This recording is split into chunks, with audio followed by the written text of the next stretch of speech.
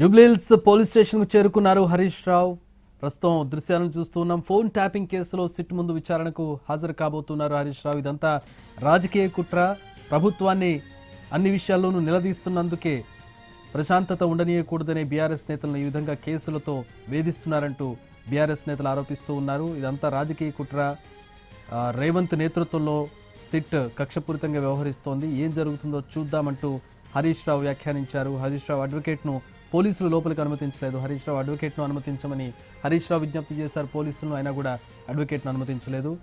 Jubilee Hills పిఎస్లోకి enter అవుతున్న దృశ్యాలను మనం చూస్తూ ఉన్నాం. సజ్జనార్ నేతృత్వంలోని బృందం హరీష్ రావును ప్రశ్నించబోతోంది.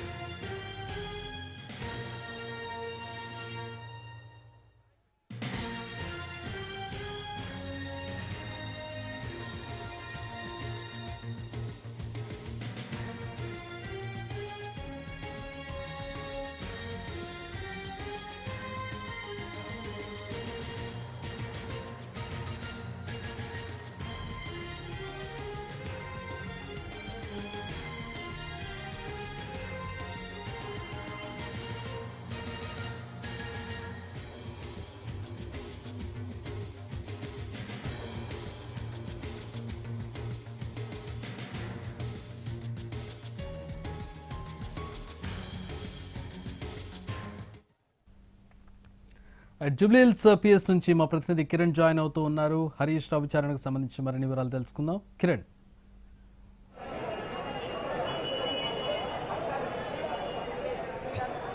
కొద్ది నిమిషాల క్రితమే BRS party MLA Harish Rao SIT కార్యాలయం లోనికి వెళ్లారు.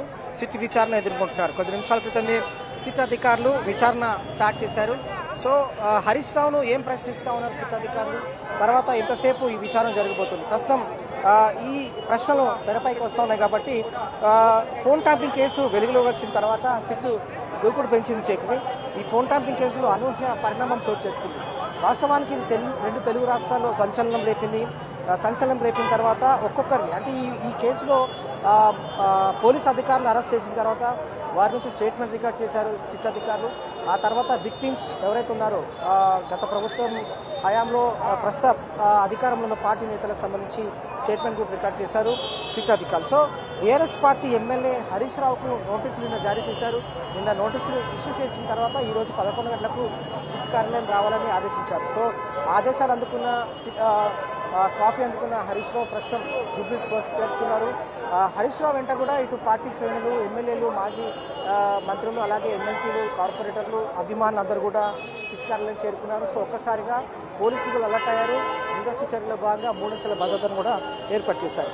బీఆర్ఎస్ పార్టీ ఎమ్మెల్యే హరీష్ రావుకు సిట్ నోటీసులు ఇచ్చిన తర్వాత ప్రస్తుతం అయితే సిట్ అధికారులు విచారిస్తున్నారు. కాబట్టి జూబ్లీహిల్స్ పోలీస్ స్టేషన్లో సిట్ విచారణ కొనసాగుతుంది.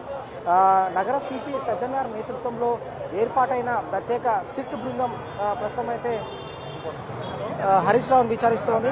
ముఖ్యంగా ఈ ఫోన్ ట్యాంపింగ్ కేసు వ్యవహారం తెరపైకి వచ్చిన తర్వాత అసలు ఈ ఫోన్ ట్యాంపింగ్ పాల్పడమని చెప్పిన ముఖ్య నేత ఎవరు, తర్వాత అధికారులకు ఏ విధంగా నెంబర్స్ చేరవేశారు, గత ప్రభుత్వ హయాంలో అప్పట్లో ఉన్న ప్రతిపక్ష పార్టీ నేతలకు సంబంధించి ఎన్ని నెంబర్స్ ఫోన్ ట్యాంపింగ్ అయ్యాయి, తర్వాత ఎవరి ఆదేశాలు ఇస్తే ఈ ఫోన్ ట్యాంపింగ్ పాల్పడ్డారు అధికారులంతా కూడా. ఈ అనేక ప్రశ్నలను ఈరోజు హరీష్ రావును ప్రశ్నించే అవకాశం కూడా ఉంటుంది.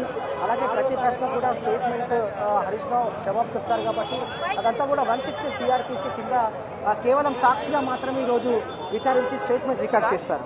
So phone ట్యాంపింగ్ case, Harish Rao యొక్క పాత్ర ఏంటి, అలాగే సిట్ అధికారులకు గత ప్రభుత్వంలో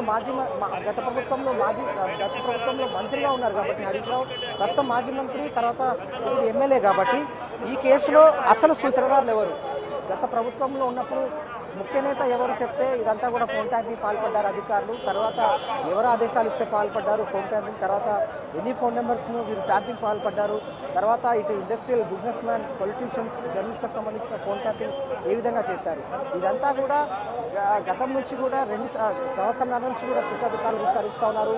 ఎస్ఐబి మాజీ చీఫ్ ప్రభాకర్ రావును విచారించారు, రణిత్ రావును విచారించారు, తిరుపతన్నను, భుజంగరావును కూడా విచారించారు. సో ఈ విధంగా విచారించిన తర్వాత వారి నుంచి స్టేట్మెంట్ రికార్డ్ చేస్తారు. సో ఎస్ఐబి మాజీ చీఫ్ ప్రభాకర్ రావు ఇచ్చిన స్టేట్మెంట్, అలాగే అతని వద్ద దొరికిన సాక్ష్యాధారాలు ఏవైతే ఉంటాయో వాటిని బేస్ చేసుకొని కూడా హరీష్ రావుకు నోటీసులు ఇచ్చిరని భావించవచ్చు. అలాగే గతంలో తన ఫోన్ ట్యాంపింగ్ పాల్పడ్డారు, దానికి ప్రధాన కారణం హరీష్ రావే అంటూ కూడా ఒక వ్యాపారి గతంలో 2024లో పంజగుట్ట పోలీస్ స్టేషన్లో ఫిర్యాదు చేశాడు. పోలీసులు కేసు ఫైల్ చేశారు. ఆ తర్వాత ఈ కేసుకు సంబంధించి కూడా హైకోర్టు వెళ్ళింది, హైకోర్టు వెళ్ళిన తర్వాత సుప్రీంకోర్టు వెళ్ళారు, సుప్రీంకోర్టు వెళ్ళిన తర్వాత కూడా ఇది కొట్టివేశారు కేసు. ఈ కేసులో తన ప్రమేయం లేకున్నా కూడా ఈరోజు తనను కక్షపూరితంగానే రేవంత్ రెడ్డి సర్కార్ తనను పిలిచింది, ఇదంతా కూడా డ్రామా, ఎన్నికల ముందు ఈ విధంగా జరుగుతుందంటూ కూడా హరీష్ రావు స్టేట్మెంట్ ఇచ్చారు. సో అలాగే ఒక ఛానల్ ఎండీకి సంబంధించి కూడా అతను స్టేట్మెంట్ ఇచ్చారు. కాబట్టి అసలు ఈ కేసులో హరీష్ రావు యొక్క పాత్ర ఏంటి, తర్వాత ముఖ్య నేత ఎవరు చెప్పేదంతా కూడా ఫోన్ ట్యాంపింగ్ వ్యవహారం అంతా పాల్పడ్డారు అధికారులు అనేది మాత్రం అది నివృత్తి చేయాల్సిన అవసరం ఉంటుంది. తర్వాత పోలీసు అధికారులు ఇది సిట్టు బృందం కూడా ఏర్పాటైంది కాబట్టి హరీష్ రావు స్టేట్మెంట్ అనేది చాలా కీలకంగా అనుకుంటుంది కాబట్టి స్టేట్మెంట్ రికార్డ్ చేసే అవకాశం కూడా ఉంటుంది. సో ఒక ప్రస్తుతం అయితే హరీష్ రావు విచారణలో ఒకవేళ తను ఇచ్చే స్టేట్మెంట్లో కొన్ని కీలక విషయాలు వెలుగు చూస్తే మాత్రం ఫోన్ ట్యాంపింగ్ వ్యవహారం కూడా అంటే కీలక పరిణామం చోటు చేసుకునే అవకాశం కూడా ఉంటుంది. హరీష్ రావు ఏం చెప్తారనేది మాత్రం ఒక ఉత్కంఠ రేపుతుంది కాబట్టి సిట్ అధికారులు అడిగే ప్రశ్నలు అనేది కూడా సమాధానం చెప్పబోతూ ఉన్నారు హరీష్ రావు. సో ఇప్పుడైతే ప్రస్తుతం పార్టీ శ్రేణులు అలాగే కార్యకర్తలందరూ కూడా జూబ్లీ హిల్స్ పోలీస్ స్టేషన్ చేరుకున్నారు. ప్రస్తుతం జూబ్లీ హిల్స్ పోలీస్ స్టేషన్ వద్ద కూడా ట్రాఫిక్ డైవర్షన్స్ ప్రస్తుతం అయితే ట్రాఫిక్ డైవర్షన్ అయింది. తర్వాత హరీష్ రావు లోనికి వెళ్ళాక కూడా యథావిధిగా ట్రాఫిక్ కూడా రాకపోకలు సాగిస్తూ ఉంటారు. కానీ Jubilee hills police station entry వద్ద అలాగే బ్యాక్ సైడ్ కూడా సేమ్ 3 అంచెల భద్రతను ఏర్పాటు చేశారు పోలీసులు అలర్ట్గా ఉన్నారు. ఎందుకంటే ఒకవేళ విచారణ కనుక ఆలస్యమైనా లేదంటే విచారణ సుదీర్ఘంగా జరిపినా కూడా ఒకవేళ పార్టీ కార్యకర్తల నుంచి నిరసన వ్యక్తమయ్యే అవకాశం ఉంటుంది, అలాగే ధర్నాలు చేసే అవకాశం ఉంటుంది కాబట్టి ముట్టడించే అవకాశం ఉంటుంది కాబట్టి ముందస్తు చర్యల భాగంగా 3 అంచెల భద్రతను ఏర్పాటు చేశారు పోలీసులు.